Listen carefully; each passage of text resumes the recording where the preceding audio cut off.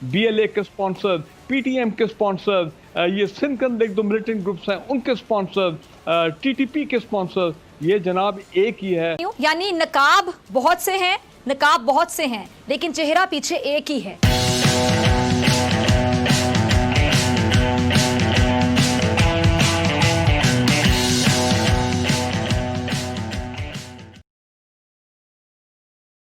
नमस्कार, जय श्री राम।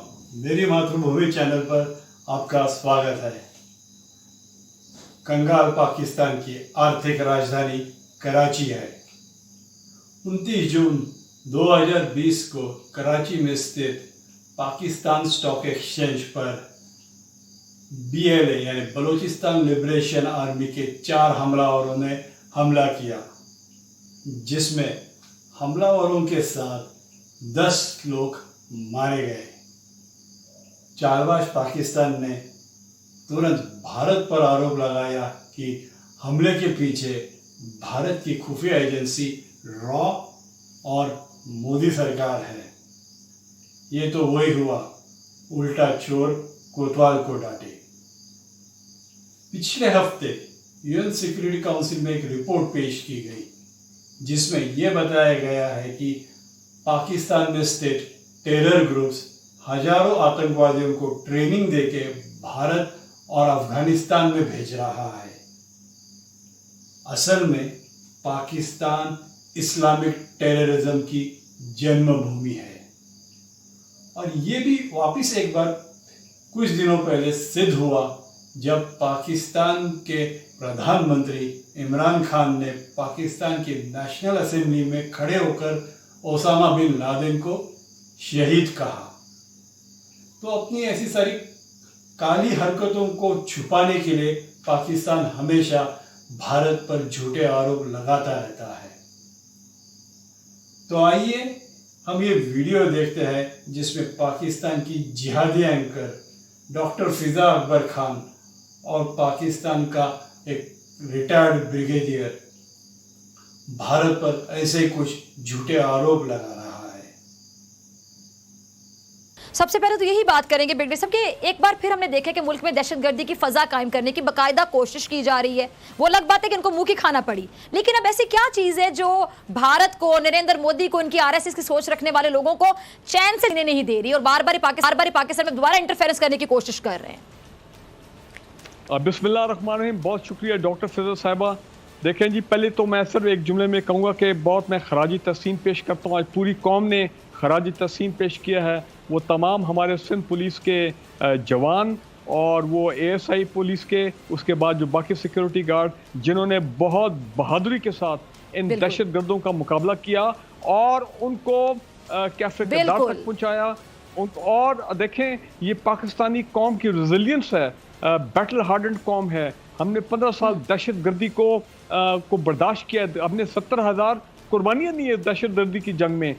कि आप देखें कि हमारे जो स्टॉक एक्सचेंज के जो लोग हैं, कमाल है वो लोग भी, कि उन्होंने 1 मिनट के लिए स्टॉक एक्सचेंज को रोका नहीं, 1 मिनट के लिए नहीं रोका, काम एज यूजुअल चलता गया।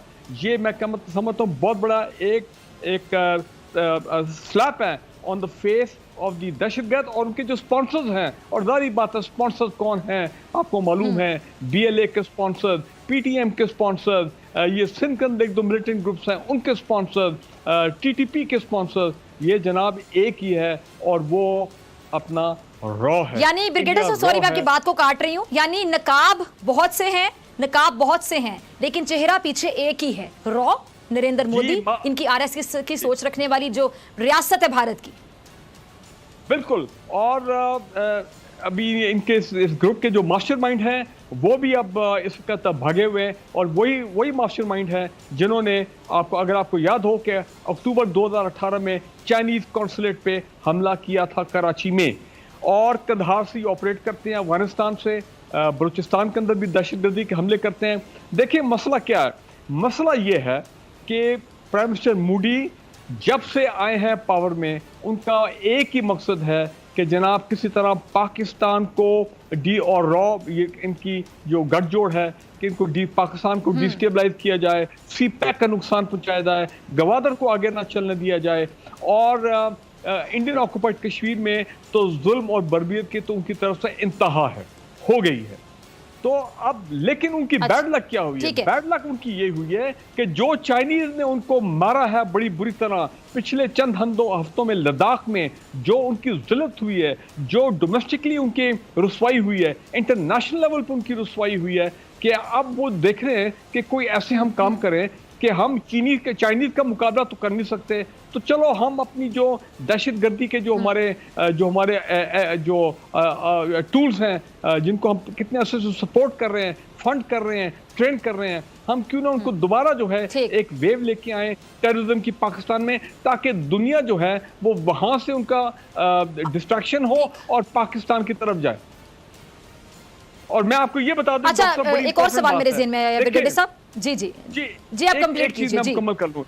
देखिए, इस वक्त इंडियन रॉ और अफगानिस्तान में कुछ रोग एलिमेंट्स हैं उनकी एनडीएस में, वो ये सारा जो है इसके पीछे हैं, मास्टरमाइंड्स हैं ये बीएलए के पीछे। और मजे की बात है, अब एक और नेक्सस हमें सामने नजर आ रहा है, और वो नेक्सस क्या है? जो विद इन पाकिस्तान है, और वो नेक्सस है अब एमक्यूएम लंदन के कुछ स्लीपर सेल्स हैं जो पीछे कराची में पकड़े गए हैं। उसके बाद सिंध के अंदर जो एक दो ग्रुप हैं जिन्होंने हाल ही में रेंजर्स पे हमले किए हैं, फिर बीएलए हो गए, पीटीएम हो गए, ये तमाम, और टीटीपी, तमाम के इनका आपस में नेक्सस बन गए, और इनके ऊपर स्पॉन्सर एक ही है, मैंने कहा रॉ, और उनको। अच्छा ब्रिगेडियर साहब, स्लीपर सेल से मुझे याद आया, ये जो दहशतगर्दों के स्लीपर सेल्स हैं, इनको अब तक खत्म क्यों नहीं किया जा सका? या मैं अगर सिंपल पूछना चाहूँ कि कौन सी मुश्किलात दरपेश होती हैं कि खत्म नहीं हो सके?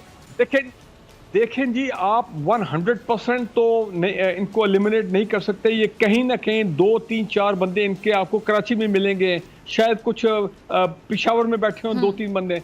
तो होता क्या कि कुछ अरसे के बाद, 6-8 महीने के बाद, जब उनको इस्तेमाल करना होता है, तो क्योंकि बाकी हमने तो बड़ी पैमाने पर इनके जो नेटवर्क है, चाहे बलूचिस्तान में हो, कुलभूषण यादव, ये वही नेटवर्क है ना जी जो बीएलए के साथ मिलकर वहां पे गड़बड़ कर रहे थे। कुलभूषण यादव तो एक देखें, एक जिंदा मिसाल है पूरी दुनिया के लिए कि कैसे ये अपना रॉ स्पॉन्सर्ड नेटवर्क ने बलूचिस्तान में काम किया। तो स्लीपर सेल जो है इनके कहीं ना कहीं जो है वो क्योंकि उनको पता है कि वो मारे जाएंगे अगर उन्होंने सर उठाया, तो वो काफी अर्सा वो। अच्छा ब्रिगेडियर साहब, एक और अहम सवाल, ये एक अहम सवाल मेरे ज़हन में है जी ब्रिगेडियर साहब, ये मामा कदीर जैसे जो अफराद हैं जो भारत से हम देख रहे हैं कि बराह रास्त मदद मांग रहे हैं, बराह रास्त, उनको यहाँ कुछ लोग, अब मेरा जरा सवाल सुनिएगा, यहाँ पर कुछ लोग मामा कदीर जैसे लोगों को बलोचों का नुमाइंदा समझते रहे और बताते रहे। आज क्या उन लोगों को जो ये करते रहे हरकत, इखलाकी तौर पे कौम से माफी नहीं मांगनी चाहिए? डॉक्टर फिजा साहिबा, ये कुछ लोग जो है ना, आप मेरे साथ ऐसी बात न करें, मैं आदी हूँ खुल के बात करने का। जब पाकिस्तान की बात आती है, पाकिस्तान के कौमी सलामती की बात आती है, तो नाम लेने चाहिए।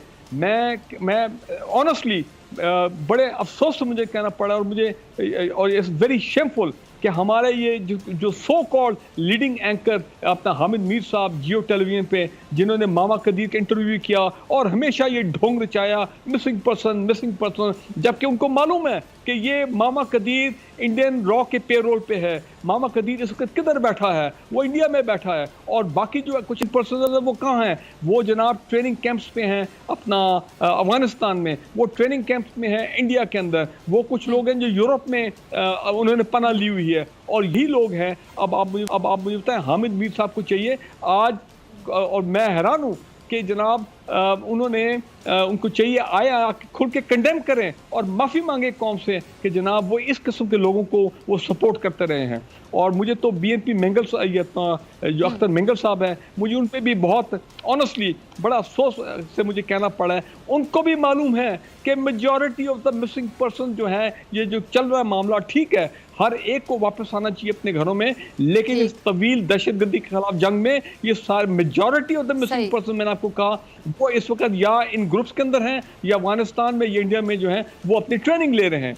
और दूसरी एक और मैं बताऊं, हाल ही में जो दुश्मन से मदद मांगे, जो दुश्मन से मदद मांगे और खुलेआम दुश्मन को अपना दोस्त समझ के उससे मदद मांगे, वो यकीनी तौर पे अपने मुल्क में रहने वाला गद्दार है और वो यकीनी तौर पे मुल्क का दुश्मन है। और अब अगला सवाल, और जो उस तरह के दुश्मन को सपोर्ट करे, उसकी राय को कहे कि हाँ मैं स्टैंप लगाता हूँ सही कह रहा है, उसके लिए किस लफ्ज़ का आप इस्तेमाल करेंगे?